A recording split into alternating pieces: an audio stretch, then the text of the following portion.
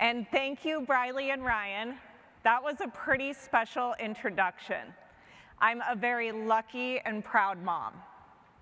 There's something about hearing your kids talk about you, how they see you, the pride they take in what you do, also how they see the world.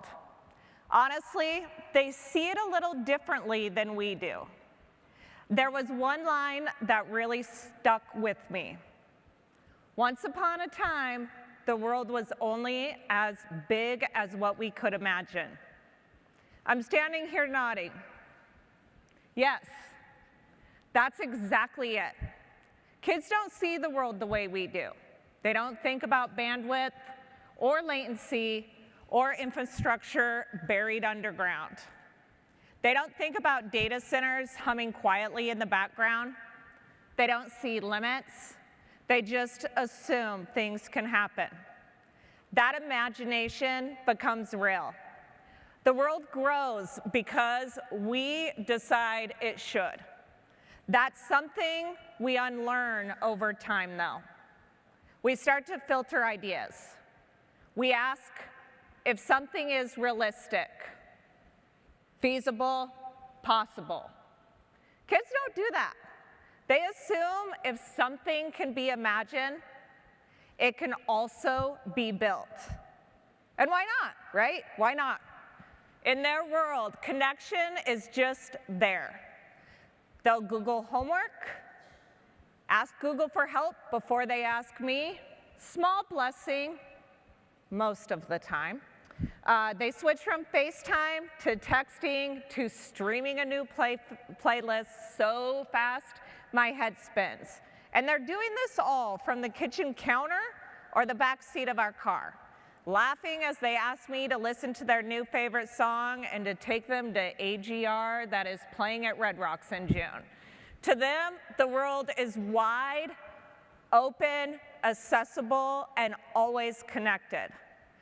What's really funny and kind of amazing, none of that feels impressive to them.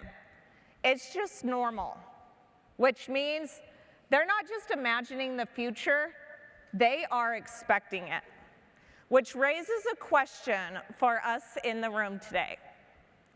Are we building a future that actually lives up to what they already believe is possible? Because light years ahead isn't about how far we've come. It's about building something effortless for the next generation, something that makes opportunity always on, something that makes the unbelievable possible every single day, and so reliable, so secure, so seamless that they never have to think about it. Something they've just come to expect. And when I look around this room, even though I can't see you all, I realize that we've been working towards that for a really long time. This year, we are celebrating 25 years of the Fiber Broadband Association. 25 years. That's a lot of imagining, a lot of planning, a lot of building and rebuilding. Sure, the industry was different, smaller, less certain. We didn't really know where this was all going. We didn't know how much of life would move online. We didn't know how dependent people would become on connection. We didn't know how critical connection would be to keeping people connected. But all of us in the room, we believed it anyway. We knew fiber would matter, and it sure did. We rolled out triple play, watched fintech emerge, saw entirely new industries take shape, started hearing about smart cities. Somewhere along the way, broadband stopped being a luxury and became a necessity. Mobile changed everything. Smartphones and wearables became must-haves for kids and adults, although I don't have my Apple Watch on today. We built the foundation for the cloud. Streaming reshaped culture. Social platforms reshaped connection, and policy pushed us further than we had thought possible, from gig to 10 gig to 50G and beyond. And just as we were accelerating, building, connecting, expanding, the world suddenly stopped. But the network didn't.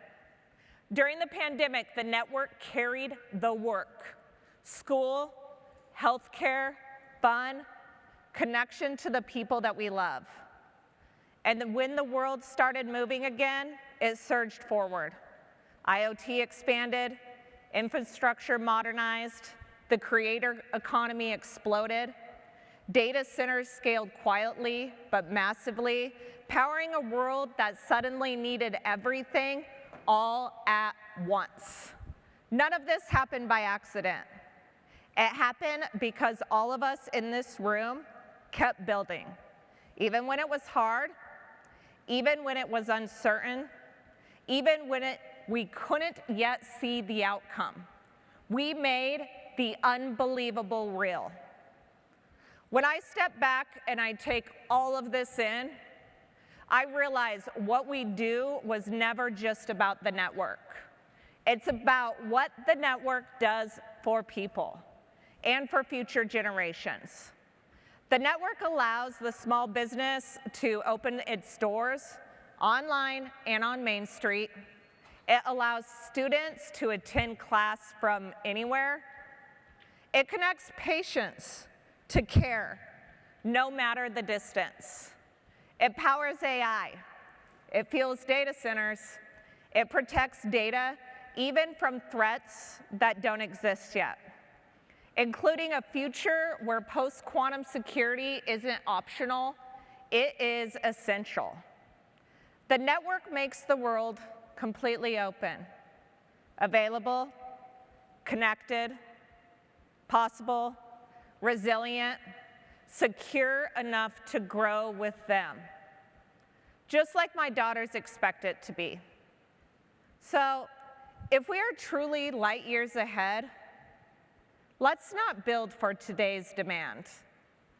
Let's build for their expectations. We're moving into an era where intelligence is embedded everywhere, where networks are more than fast. They're responsive, predictive, adaptive. But we've been here before. Every major leap we've made these past 25 years started as something that might have felt a little hard to grasp. But we built it anyway. Now the truth is, and I know you all know this, it is hard work. Planning, permitting, building, securing, upgrading, future-proofing. It's the kind of work people only notice when it's not there. But every mile of fiber, every hardened data center, every security upgrade, it is an investment in education, in healthcare, in innovation. It's someone's next step, even if they don't know it yet. And it's going to outlast all of us. Which brings me back to my girls. I want to see the future the way that they do.